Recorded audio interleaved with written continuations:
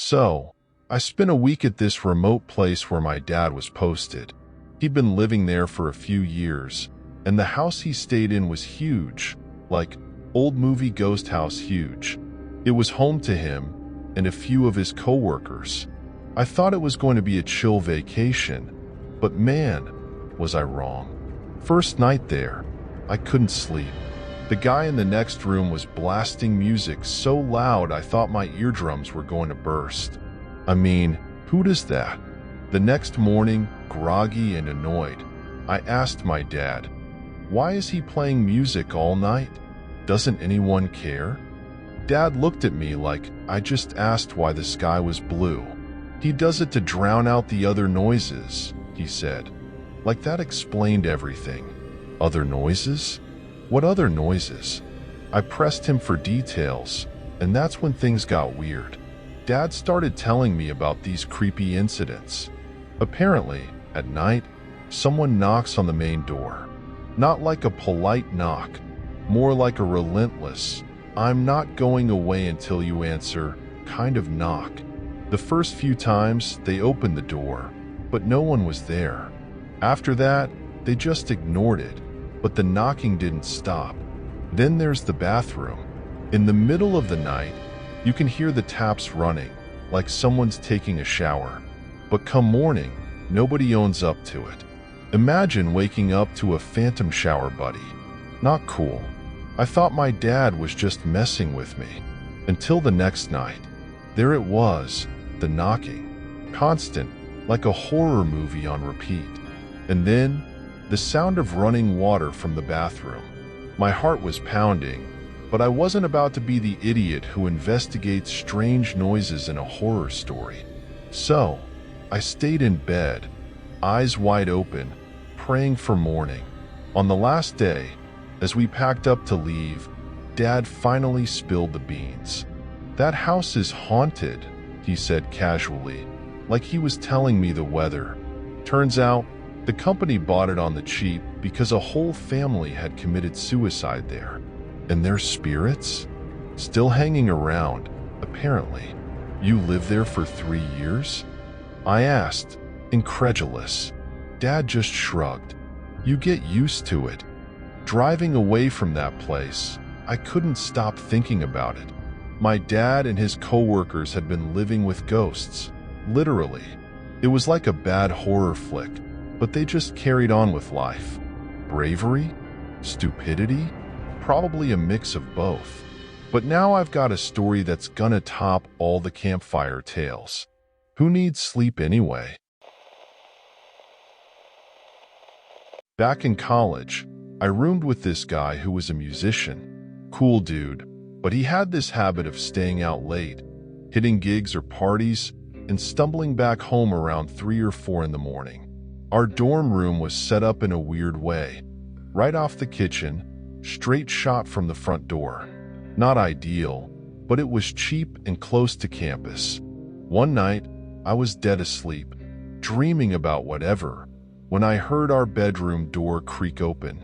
Naturally, I thought it was my roommate.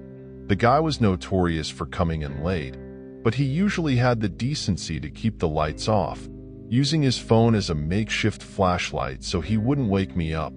This time, though, he flipped the light on. That was odd. I lay there, facing the wall, eyes squeezed shut. I really didn't want to have a conversation with my probably drunk roommate. I just wanted to sleep. I heard him move to his side of the room, which was opposite my bed, and start rustling through his desk and dresser. No big deal, I figured.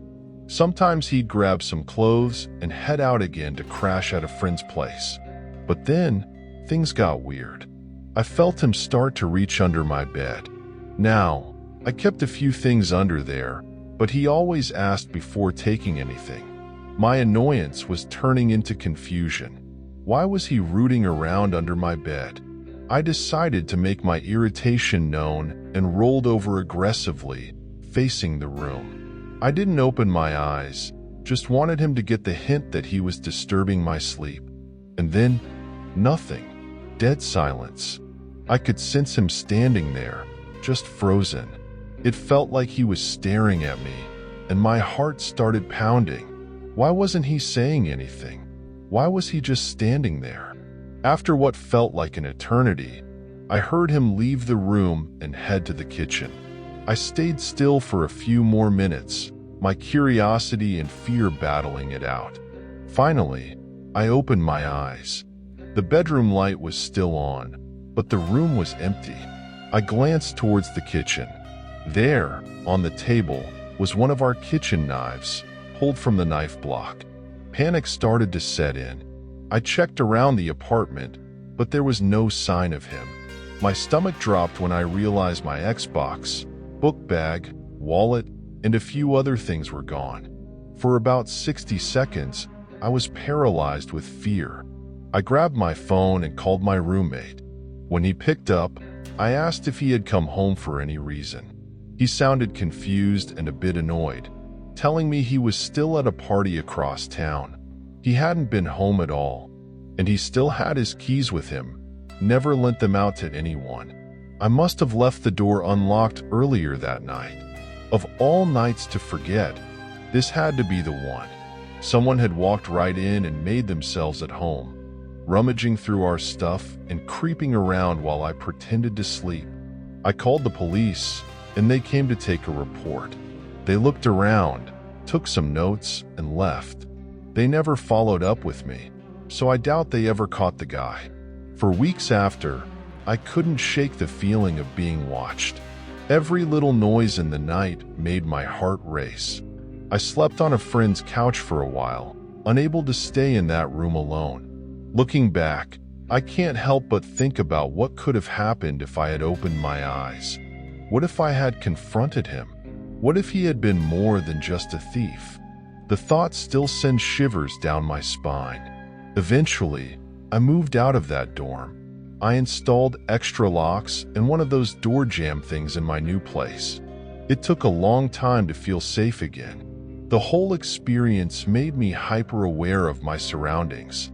It's weird how one event can change your perspective on safety. So, yeah, that's my story of the night a stranger walked into my bedroom while I was asleep, stood watching me, and stole my stuff. It's a creepy memory that will stick with me forever. Always lock your doors, folks. You never know who might decide to pay you an unexpected visit. I was in this forest that's part of a place called the Bridgewater Triangle, which is one of the most haunted areas in the United States. The Bridgewater Triangle is infamous for its paranormal activities, sightings of strange creatures, and eerie occurrences. People have reported everything from UFO sightings to Bigfoot encounters, and even spectral phenomena. It's the kind of place you hear about in campfire stories, but never quite believe until you experience something yourself. On this particular night, I was in a specific part of the triangle called Profile Rock with 3 of my friends. Profile Rock itself is an imposing granite outcrop, shaped eerily like a human face, which has been a focal point for local legends and Native American folklore. The rock was believed to be a sacred site, a place where the spirits of the past still linger. We were out there late. It was about 2 a.m.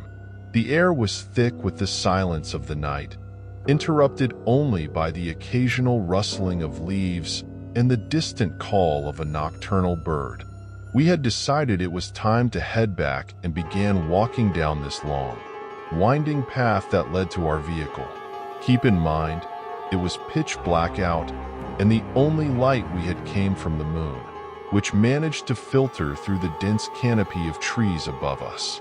The moonlight cast long, spindly shadows on the ground, making the forest appear even more surreal and otherworldly. Our footsteps crunched softly on the leaf-littered path as we navigated our way back.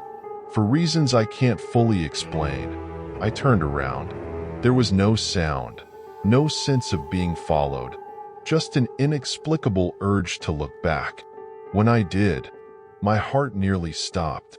About 50 feet away, I saw something running at us. What scared me wasn't that something was running at us.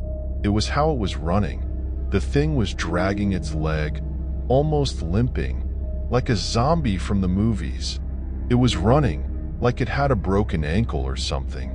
Initially, I thought it might be someone who got injured in the woods, a hiker in need of help.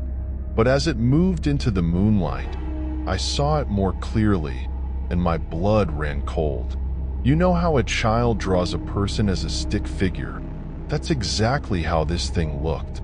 It had no facial features, no eyes, no mouth, just a completely blank face, like a stick figure brought to life.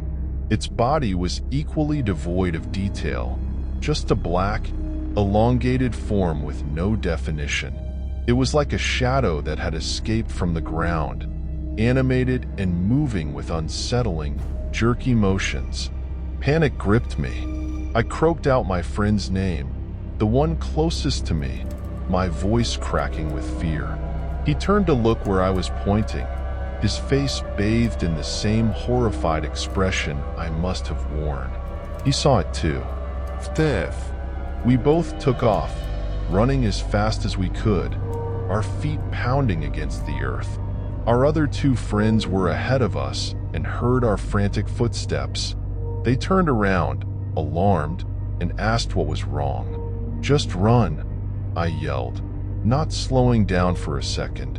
The fear was like a primal force, pushing us forward, away from whatever that thing was.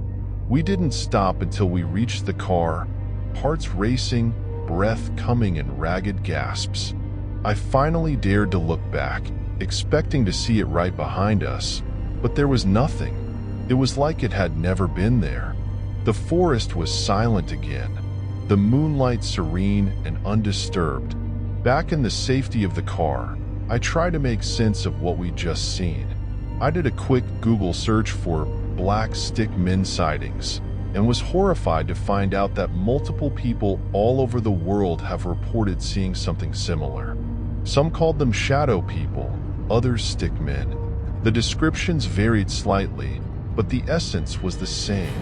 Dark, featureless figures moving with unnatural, jerky motions.